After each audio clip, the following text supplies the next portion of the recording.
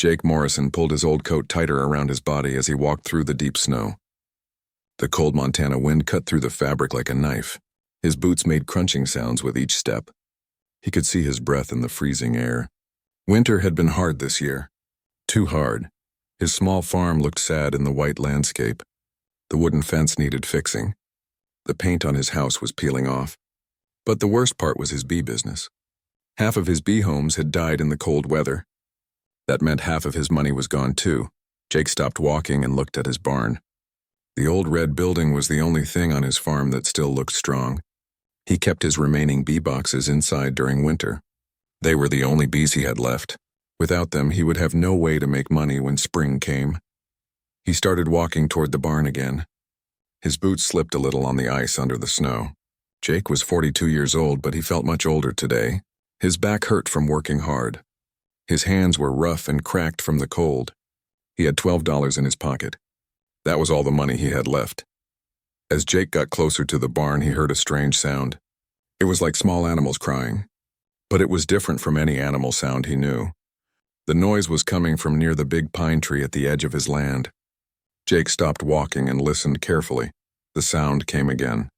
It was weak and sad. Something was in trouble. Jake changed his path and walked toward the tree. The snow was deeper here. It went up to his knees. He had to push through it with his legs. The crying sound got louder as he got closer. Behind the tree was a big pile of snow that had blown against the trunk. The sounds were coming from inside the snow pile. Jake could see something moving underneath the white surface. He got down on his knees and started digging with his hands. The snow was cold and wet. It soaked through his old gloves right away. But Jake kept digging. Whatever was under there needed help fast. His hands touched something warm and soft. Then he felt something else. And something else. There were 3 small bodies under the snow. Jake dug faster. He had to get them out before they froze. When he finally pulled them free, Jake could not believe what he saw. 3 small creatures lay in his hands. They looked like tiny lizards, but different. Very different. Each one was about the size of a house cat. They had smooth skin that looked like scales. The scales changed color in the light, going from gold to silver to green.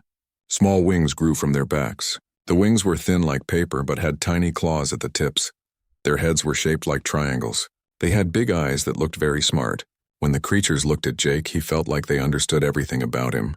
Their mouths had small, sharp teeth. But Jake was not scared. These little things were too weak to hurt anyone. The smallest one was barely breathing. Its body felt cold even through Jake's gloves. All 3 creatures were shaking from the cold. Their eyes were closing. They were dying. Jake did not think about what they were or where they came from.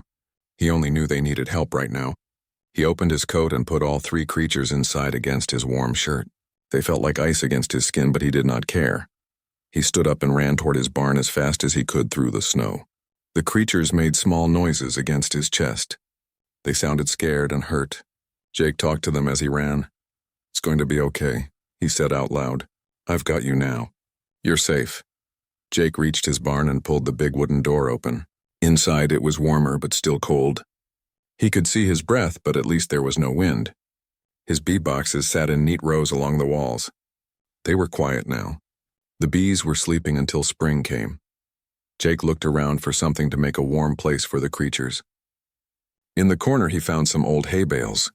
He pushed them together to make a small circle. Then he got some old blankets from a shelf. The blankets smelled like dust, but they were thick and warm. He made a soft bed inside the circle of hay bales.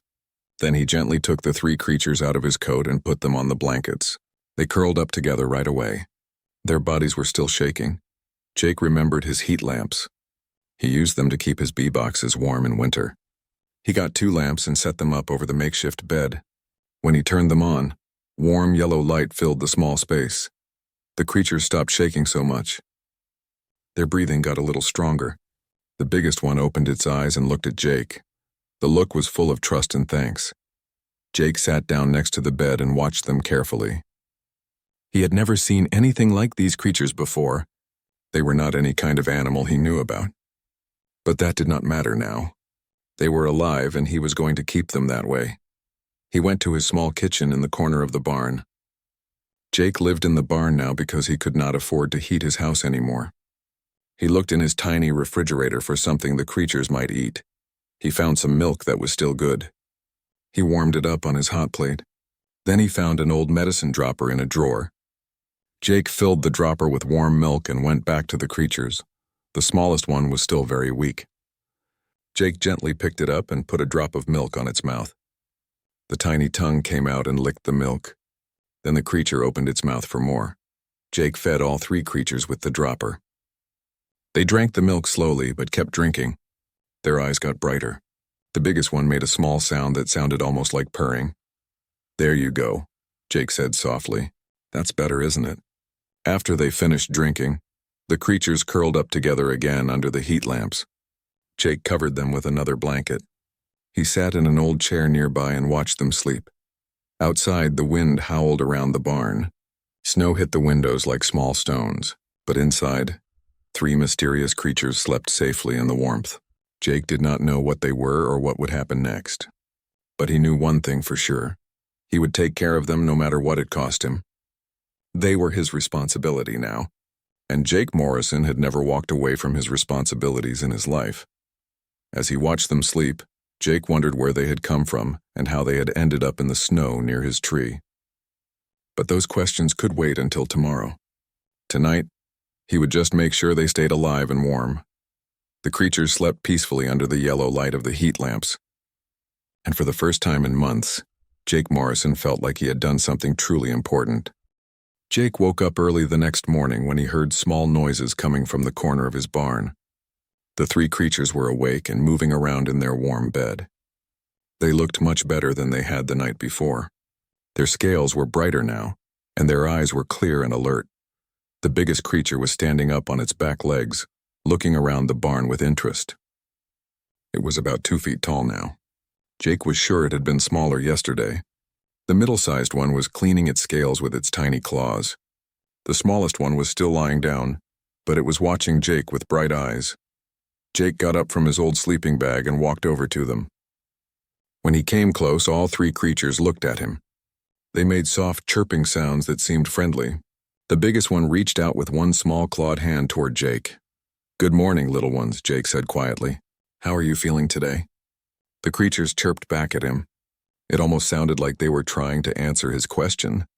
Jake smiled for the first time in weeks. These strange little beings were not just alive. They seemed happy to see him. Jake went to his small kitchen area and looked for food to give them. The milk had worked well yesterday, but they would need real food to get stronger. He found some leftover chicken from his dinner 2 nights ago. He cut it into tiny pieces and put it on a plate. When he brought the plate over, the creatures got excited. They chirped louder and moved around more. Jake put the plate down near them and stepped back to watch. The biggest creature picked up a piece of chicken with its claws and smelled it. Then it ate the piece quickly. The other 2 followed. Soon all the chicken was gone. They looked at Jake and chirped again. They were still hungry. Jake gave them more chicken and some bread soaked in milk. They ate everything he brought them. He was amazed at how much food they could eat. But he was also worried. Food cost money and he did not have much money left. Still, Jake could not let them go hungry. He would figure out the money problem later. Over the next few hours, Jake watched the creatures carefully.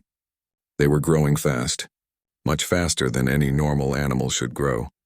By noon, they were all bigger than they had been that morning. The biggest one was now almost 3 feet tall, but more than their size was changing. They were getting smarter, too. Jake noticed they were learning things quickly. When he said their names, they would look at him. He had started calling them Buzz, Honey, and Sting after his bees. Buzz was the biggest and boldest. He liked to explore the barn and touch everything with his claws. Honey was gentle and liked to stay close to Jake. Sting was the smallest but the quickest. She could move faster than Jake could follow with his eyes. In the afternoon, something amazing happened. Jake was working on fixing one of his bee boxes when he dropped his screwdriver. It rolled under a heavy table. Jake got down on his hands and knees to reach for it, but he could not get to it. Sting saw what Jake was trying to do. She walked over to the table and squeezed underneath it easily. She picked up the screwdriver with her small claws and brought it back to Jake. Jake stared at her in surprise. "Did you just help me?" he asked. Sting chirped and seemed to smile. Her big eyes looked proud. From that moment on, All three creatures started helping Jake with small tasks around the barn. They would bring him tools when he needed them. They would move light objects when he pointed at them. They seemed to understand what he wanted even before he asked. Jake had never seen anything like it. These creatures were not just smart. They were learning to work with him like partners. On the third day, Jake's neighbor Pete Williams came to visit. Pete was a good friend who lived on the farm next door. He often brought Jake food or helped him with work when things got tough. Jake heard Pete's truck coming up the driveway.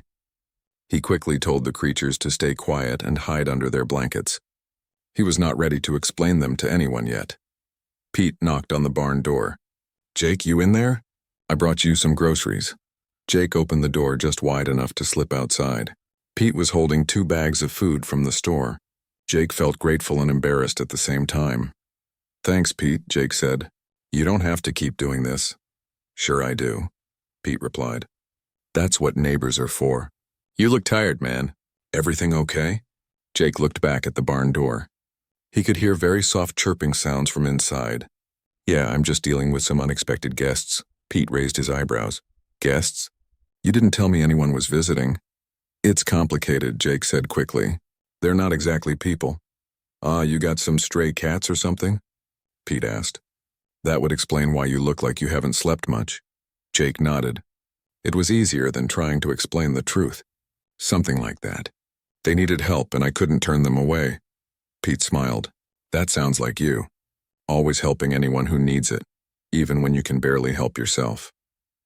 After Pete left, Jake brought the groceries inside. The creatures came out from under their blankets and looked at the food bags with interest. Jake realized they had stayed perfectly quiet the whole time Pete was there. They had understood that they needed to hide. That evening, Jake sat with the creatures while they ate their dinner. He had been thinking about them all day. They were clearly not normal animals. They were too smart, they grew too fast, and they looked like nothing he had ever seen before. But Jake did not care what they were. In just 3 days, they had become like family to him. They followed him around the barn during the day. They slept near his sleeping bag at night. They seemed to enjoy his company as much as he enjoyed theirs. Buzz brought Jake a small tool he had dropped.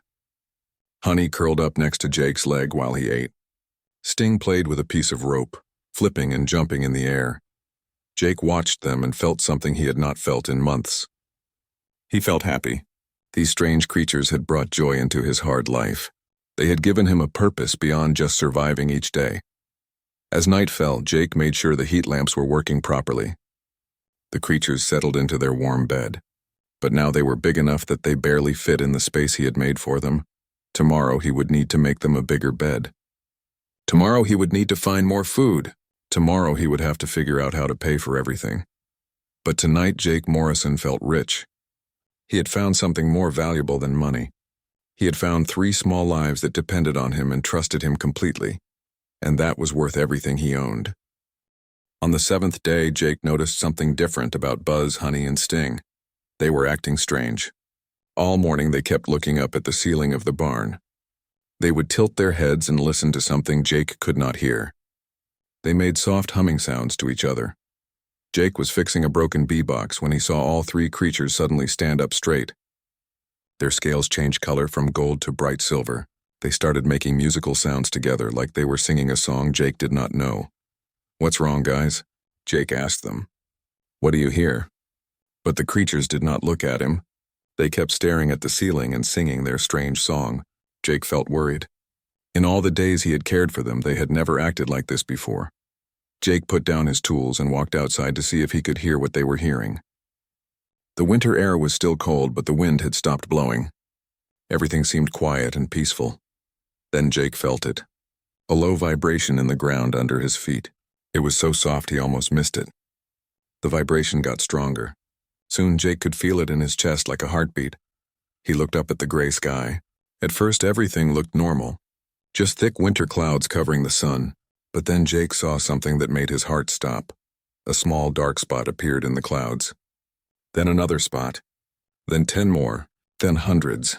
The spots got bigger and bigger as they came closer to the ground. Jake realized they were not birds or planes. They were ships. Huge ships unlike anything he had ever seen. The ships were smooth and curved, like they were grown instead of built. Their surfaces looked like metal, but the metal seemed to move and flow like water. Some ships were small, about the size of houses. Others were as big as office buildings. But the biggest ship was enormous. It was longer than Jake's entire farm. It was wider than the highway that ran past his land. It blocked out the sun as it came down from the clouds. Jake stood in his yard with his mouth open, staring at the impossible sight above him. The ships made no sound that Jake could hear, but the vibration in the ground got stronger and stronger. Inside the barn, the creatures were singing louder now. Their voices rose and fell in beautiful patterns. Jake realized they were talking to the ships somehow. More ships kept appearing from the clouds. Jake tried to count them, but there were too many. Hundreds became thousands. The entire sky filled with strange flying ships. They came in all sizes and shapes, but they all had that same flowing, alive look. Some of the smaller ships started landing in Jake's fields. They touched down gently in the snow without making any noise. Jake could see shapes moving around inside the ships through what looked like clear windows. The giant ship stopped moving when it was right above Jake's barn. It hung in the air without falling, like gravity did not affect it. Jake tilted his head back to look at it. The bottom of the ship was covered in patterns that glowed with soft blue light. Jake felt scared, but also amazed. He had dreamed about things like this when he was a boy reading science fiction books, but he never thought he would see it in real life. He never thought aliens would come to Earth, and he especially never thought they would come to his small farm in Montana. A section of the giant ship began to open. Light poured out of the opening, but it was not harsh like sunlight. It was gentle and warm like the light from his heat lamps. Jake watched as figures began coming down from the ship on beams of light. The figures looked like people, but not exactly like people. They were tall and graceful. They moved like dancers. As they came closer, Jake could see they had skin that looked like scales, similar to Buzz, Honey, and Sting. But their scales were bigger and changed colors more slowly. The first figure to reach the ground was clearly the leader. It was taller than the others and wore something that looked like armor, made of the same flowing metal as the ships. When it walked toward Jake, its feet made no sound in the snow. Jake wanted to run, but his legs would not move. His heart was beating so fast he thought it might stop. The leader came closer and closer until it was standing just a few feet away from Jake. The being looked at Jake with large eyes that seemed very old and very wise. When it spoke, Jake heard the words inside his head instead of with his ears. "Human Jake Morrison," the voice said in his mind. "I am Commander Zara of the Dragon People. You have done something very important. You have saved the children of our great queen." Jake's mind went blank. Dragon People, Queen's children. He looked toward his barn where Buzz, Honey, and Sting were still singing their beautiful song. "The three little ones in your barn," Commander Zara continued. "They are not just any young dragons. They are the children of our queen. They were lost when their small ship crashed in your snow. We have been looking for them for many days." Jake finally found his voice. "Dragons?" he whispered. "They're really dragons?" "Yes," Zara said. "And you, Jake Morrison, saved their lives when they were dying in the cold. You fed them when you had little food. You kept them warm when you were poor. You treated them like family." Jake looked around at all the ships filling his sky and landing in his fields. "How many of you are there?" 15,000 ships have come to find the Queen's children," Zara explained. "Our entire fleet searched your world. When we finally heard them singing today, every dragon in space came to this place." Jake felt dizzy. 15,000 ships? Just to find 3 little dragons? "These are not just any little dragons," Zara said. "They are the future rulers of our people. They are the most important young dragons in the universe. And you, a poor human with almost no money, saved them without asking for anything in return." Inside the barn, the singing got louder. Jake could hear joy in the voices of Buzz, Honey, and Sting. They knew their family had found them. "What happens now?" Jake asked. Commander Zara looked toward the barn, then back at Jake. Her expression was kind but serious. "Now," she said, "you must meet the Queen. She has traveled across many stars to thank the human who saved her children. She wants to know what kind of person would show such kindness to beings he had never seen before." Jake looked at his old clothes, his worn boots, his small, poor farm. He was about to meet an alien queen who controlled 15,000 spaceships, and all because he had saved 3 small creatures from freezing in the snow. His simple life was about to change forever. Jake followed Commander Zara toward his barn. His legs felt weak and his hands were shaking. He had never been so nervous in his life. Behind them, more dragon people were landing in his fields. They moved with quiet grace through the snow, their scales catching the light from their ships. When Jake opened the barn door, he saw something that made him stop breathing for a moment. Buzz, Honey, and Sting were no longer the small creatures he had been caring for. They had grown much larger and looked more like the adult dragons around him. But their eyes were the same. When they saw Jake, they ran to him with happy chirping sounds. "Jake!" Sting called out. Her voice was different now, musical and clear. "Jake, our family found us." Jake knelt down as all three young dragons pressed against him. Even though they looked different, they still acted like the babies he had saved. They still wanted his attention and care. "We told them everything," Honey said, nuzzling Jake's shoulder. "We told them how you saved us from the cold, how you gave us your food, how you made us feel safe." Buzz, who was now almost as tall as Jake, placed a gentle clawed hand on Jake's arm. "You are our second father," he said seriously. "You gave us life when we would have died." Commander Zara watched this reunion with surprise in her large eyes. "I have never seen the royal children bond with someone outside our people," she said quietly. "This is very unusual." Jake looked up at her. "Royal children?" "Yes," Zara nodded. "These are Prince Aurelius, Prince Stellan, and Princess Nebula. They are the only children of Queen Lyrelei, ruler of all dragon people in the stars." Jake felt his stomach drop. He had been calling royalty by bee names for a week. "I'm sorry," he said quickly. "I didn't know. I just called them Buzz, Honey, and Sting because I didn't know their real names." Princess Nebula laughed, a sound like silver bells. "We love those names, Jake. They remind us of your kindness and your bees." "The Queen is coming to meet you," Commander Zara said. "She wants to talk to you in person." "This is a great honor. Queens do not usually meet with people from other worlds." Jake looked down at his old clothes and dirty hands. "I should clean up." "I should change clothes. I don't look good enough to meet a queen."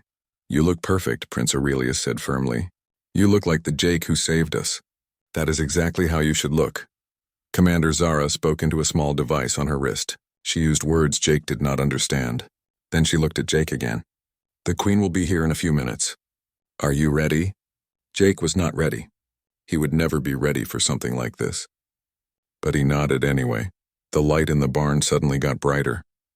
Jake looked up and saw that a section of the barn roof had become transparent. Through it, he could see the bottom of the giant ship opening again. A new beam of light came down, brighter and more beautiful than the others. A figure began descending on the light. As it came closer, Jake realized he was looking at the most magnificent being he had ever seen. Queen Lyrelei was tall and graceful like the other dragons, but there was something special about her. Her scales were deep purple and silver, and they seemed to hold starlight inside them. She wore a flowing robe that moved like water, and a crown that looked like it was made from captured moonbeams. When the Queen stepped onto the barn floor, Jake felt like he should bow or kneel or do something respectful. But before he could move, the three young dragons ran to their mother. "Mother," they called out together. The Queen's stern expression melted into pure joy as she embraced her children. For a moment, she was not a powerful ruler of starfleets. She was just a mother who had found her lost babies. Jake stood quietly and watched the reunion. He felt happy to see the family together, but also sad. Soon the dragons would leave with their mother, and he would be alone again in his cold barn. After a long moment, Queen Lyrelei looked up and saw Jake. Her eyes were the same color as her children's eyes, deep blue like the ocean. When she looked at him, Jake felt like she could see everything about him, all his thoughts and feelings and memories. The Queen walked toward Jake slowly. When she spoke, her voice filled the barn with music. "Jake Morrison," she said, and hearing his name in her voice made it sound important. "I am Queen Lyrelei. You saved my children." Jake did not know what to say. Anyone would have done the same thing, he finally managed. The Queen smiled, and her smile was like sunrise. "That is not true, Jake Morrison. Most people in the universe, when they find something different and strange, become afraid. They think first about what they can gain, but you thought only about helping three small beings who needed care." "They were just babies," Jake said. "They were cold and scared. I couldn't leave them to die. Just babies." The Queen repeated thoughtfully. "You did not know they were royal children." You did not know their people commanded thousands of ships. You did not know saving them would bring you any reward. You helped them because it was the right thing to do. Jake nodded. Yes, Your Majesty. The Queen walked closer until she was standing right in front of Jake. My children tell me you shared your food with them when you barely had enough for yourself. Is this true? They were hungry, Jake said simply. They tell me you gave them warmth from your heat lamps, even though that used electricity you could not afford. They were cold. They tell me you spoke to them gently and made them feel safe. Even though you did not know what they were scared. The Queen was quiet for a long moment. Then she placed her hand on Jake's shoulder. Her touch was warm and gentle. Jake Morrison, she said, you have shown my family a kindness that cannot be repaid. But more than that, you have shown me something about your people that I did not expect to find. What's that? Jake asked. The Queen looked around the simple barn, at the old bee boxes and worn tools and makeshift bed where her children had slept safely for a week. You have shown me that humans can be trusted, she said. You have shown me that your people have good hearts. And because of that, I want to offer you something that will change both of our worlds forever. Jake waited, his heart beating fast. I want to make you the first human ambassador to the Dragon Empire, Queen Lirelei said. I want your world and my world to become friends. Jake stared at Queen Lirelei in shock. Ambassador? He repeated. But I'm just a beekeeper. I don't know anything about being an ambassador. The Queen smiled kindly. You know the most important thing, Jake Morrison. You know how to treat others with kindness even when they are different from you. That is the most important skill any ambassador can have. Prince Aurelius stepped forward. Jake, you taught us about human kindness. Now you can teach other humans about dragon friendship. Princess Nebula nodded eagerly. And you can teach dragons about humans too. We want to learn more about your bees and your farms and your way of life. Jake looked around his old barn. Everything seemed the same as it had been an hour ago, but everything had changed completely. What would I have to do? He asked. Queen Lirelei waved her hand and images appeared in the air above them. Jake saw pictures of beautiful worlds with crystal cities and flying ships. He saw dragons working together on amazing projects. He saw green planets covered with plants and animals he had never imagined. You would travel between our worlds, the Queen explained. You would help humans and dragons learn to trust each other. You would help us trade knowledge and goods. Most importantly, you would help us become friends. But what about my farm? Jake asked. What about my bees? The Queen's eyes sparkled. Jake Morrison, do you think we would ask you to give up the things you love? Your bees are part of what makes you special. We want to learn about them. Commander Zara stepped forward. Our people are very interested in how your bees work together to build their homes and make honey. We think we can learn much from them.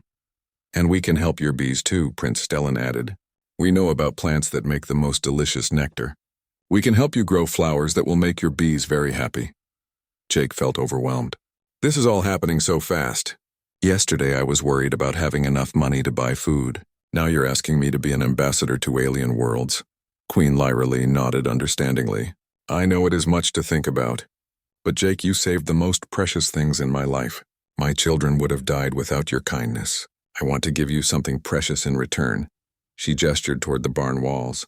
As Jake watched in amazement, the old wooden walls became transparent like glass. He could see outside where hundreds of dragon ships had landed in his fields. Dragon people were walking around examining his land with great interest. We would like to build something here, the Queen said. A place where humans and dragons can meet and learn from each other. A place where your bees can thrive like never before. A place where you can live comfortably while you do your important work as ambassador. Jake saw dragon people setting up strange machines in his fields. The machines were making the snow melt and causing green grass to grow. Other dragons were planting flowers that glowed with soft light. In just minutes, his winter farm was turning into a beautiful garden. How are they doing that? Jake asked in wonder. We are very good at helping things grow, Princess Nebula said proudly. We can make your land the most beautiful farm on your world. Through the transparent walls, Jake watched his neighbor Pete Williams' truck coming up the driveway. Pete stopped his truck and sat inside it with his mouth hanging open, staring at the dragon ships and the magical changes happening to Jake's farm. Queen Lirelei saw Pete too. Is that your friend? Yes, Jake said. Pete Williams. He's been helping me survive this winter. He's a good man. Then he should be part of this too. the Queen decided. We will need humans who understand farming to help us grow food for both our peoples. Jake watched Pete finally get out of his truck and walk slowly toward the barn. Pete's face showed complete amazement as he looked at the dragons and ships around him. Commander Zara opened the barn door and Pete walked inside. When he saw Jake standing next to the magnificent Queen, Pete's eyes got even wider. Jake, Pete said slowly, I think you need to explain what's happening here. Jake laughed for the first time in months. Pete, remember those stray cats I told you about? Well, they're not exactly cats. Prince Aurelius, Prince Stellan, and Princess Nebula walked over to Pete and introduced themselves. Pete listened to their story about the crash and rescue, nodding his head like he was trying to understand something impossible. So you're telling me, Pete said finally, that Jake saved 3 alien princes and a princess, and now their mother wants to make him an ambassador to space dragons? That is exactly right, Queen Lyralee said with amusement. Pete looked at Jake and shook his head with a smile. Jake Morrison, only you would find the most important babies in the universe freezing in a snowbank and decide to take them home. Over the next few hours, Jake watched his life change completely. The dragons built a beautiful new home for him right next to his barn. It had every comfort he could imagine, but it still felt like a place where a beekeeper would live. They created perfect gardens for his bees, with flowers that would bloom all year round. Most amazing of all, they built special areas where humans could come to meet dragons and learn about their worlds. Pete was excited to help plan the first crops that humans and dragons would grow together. As the sun set on that incredible day, Jake sat outside his new home with the 3 young dragons. They were staying on Earth for a while to help him learn about dragon culture before he started traveling to their worlds. Are you happy about this, Jake? Princess Nebula asked, curling up next to him like she used to do when she was small. Jake looked around at his transformed farm. Dragon ships glowed softly in his fields. His neighbor Pete was talking excitedly with dragon farmers about soil and seeds. The most beautiful gardens he had ever seen surrounded his home, and his bee boxes sat in places of honor, ready to teach dragons about cooperation and hard work. A week ago I had $12 and half-dead bee colonies, Jake said. I was worried about surviving the winter. Now I'm an ambassador to an interstellar empire, and my bees are going to help connect 2 different worlds. He scratched Prince Aurelius behind his small horns, just like he used to do when Aurelius was Buzz. Yeah, I'm happy. More than happy. I'm amazed. Good, Prince Stellan said sleepily. Because we have so much to show you, Jake. Whole worlds of wonders. Jake looked up at the stars beginning to appear in the darkening sky. Somewhere up there were worlds he would visit, people he would meet, wonders he would see. All because he had decided to help 3 small creatures who needed care. I can't wait, Jake Morrison said. And for the first time in years, he truly meant it.